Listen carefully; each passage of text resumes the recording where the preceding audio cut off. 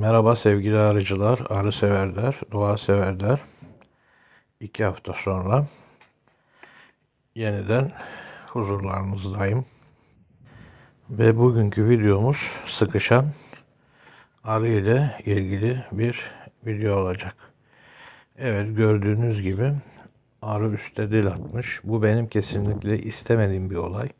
Ama bu arı 5 çerçeveyken bunun üzerinde naylon vardı. Bir defa dikmişti.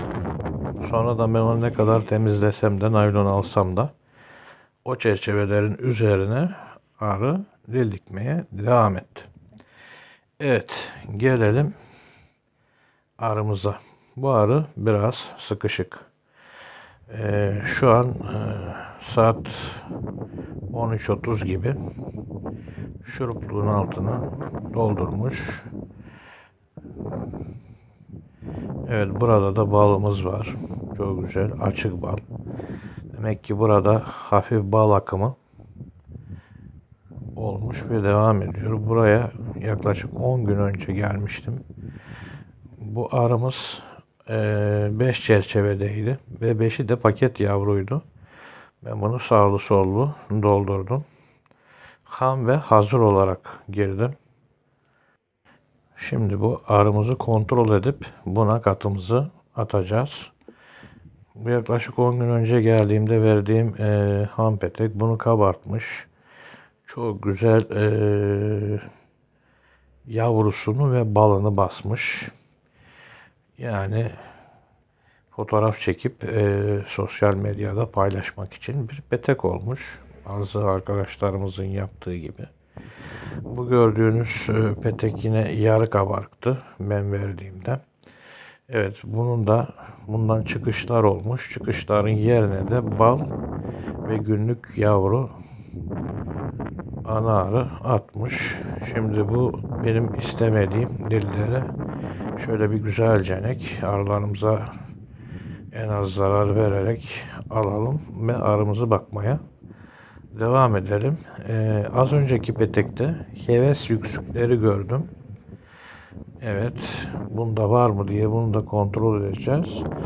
Bu petekten komple çıkışlar olmuş. Günlükten da larva şeklinde ve biraz da polen var.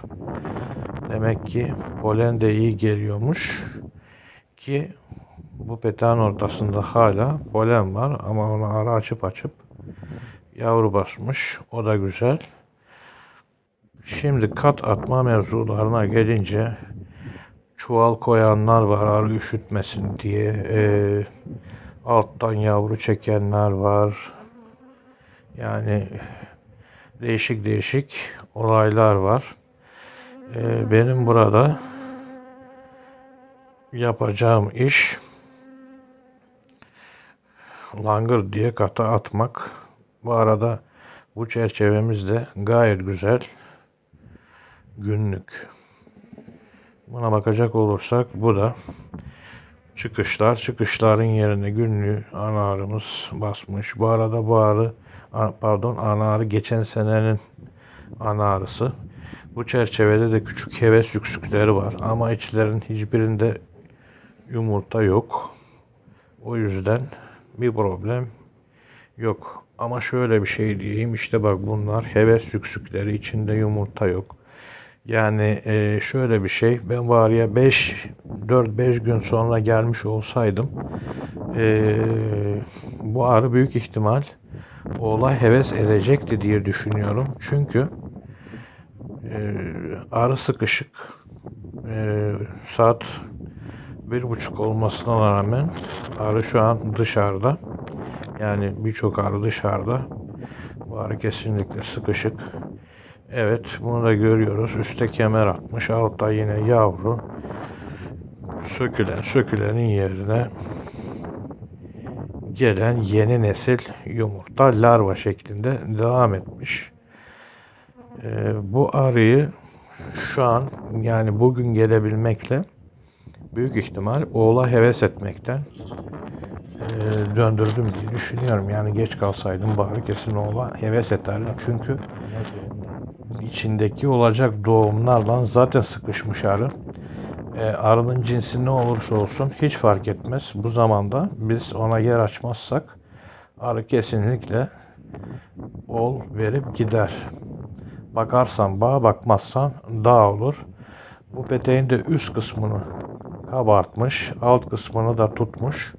Üst kısmına biraz bal, hatta polen de koymuş.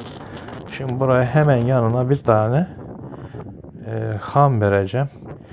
İşte bunu 2 numaraya, 9 numaraya, ben bu zamandan sonra artık havalar sıcak, bu peteği neresine atarsan at var bu peteği kapartır. O yüzden ben hiç sıralamayı bozmadan buraya koyuyorum. Katımı da attım. Ham petek. Şurupluk ham petek. Yalnız aralıkta son kalan çerçevelerim bu kadardı. Buraya 2 gün sonra gelince artık bunun çerçevelerini bir şekilde tamamlayacağız ve bu arı yoluna devam edecek. Şurupluğu da bir tane küçük arıya vereceğim. Çünkü onun içinde de bir tarafında günlük yumurtalar gördüm. Şu kapağımızı bir güzel vuralım, arı dökülsün. İşte arı. Kapağın altındaki mumu da temizleyeyim ki arılar ondan uğraşmasın ve petekleri sarsın. Bu arıya kat atma işi bu kadar basitti. Sadece ne ki 2 gün sonra yemliği de alıp 3 çerçeve daha vererek yola devam edecek. Burada henüz akasya daha açmadı. Bir haftaya kalmaz açar. Akasya da açınca bu katı hemen kabartır. Yavru atar, belki bir miktar bal da alırız. Şu an gelen bal nedendir derseniz, işte şu gördüğünüz çiçeklerden, yani bunlar arılığın her tarafında bulunan çiçekler, polen, bal, sade bunlar değil, daha değişik çiçekler de var. Şu an benim göstermek istediğim bu. Bu arada 4-5 bohor, 4-5 hızda bohor var. Ama arılar ona rağmen gördüğünüz gibi pes etmiyorlar. Arı öyle kolay kolay pes etmez yani. Çok çalışkan hayvanlardır arılar, bilindiği gibi. Evet, burada da bir videomuzun sonuna geldik. Kanalıma, videolarıma ilgi duyduğunuz için, beğenip paylaştığınız için ve güzel yorumlarınız için sizlere çok çok teşekkür ederim.